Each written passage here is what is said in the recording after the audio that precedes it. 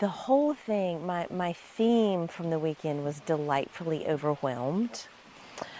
I expected it to be wonderful, but it was somehow even more indifferent than I expected. Yeah, it was over the top. I've been stalking Wild Abundance for a while.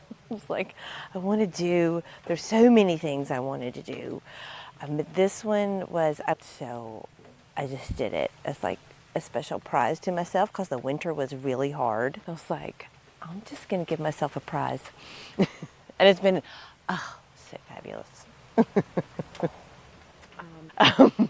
It's so welcoming and it's just all so accessible from whatever level you are. I love things like that where there's not, there's definitely someone who knows more and you want to impart that, but there's not a hierarchy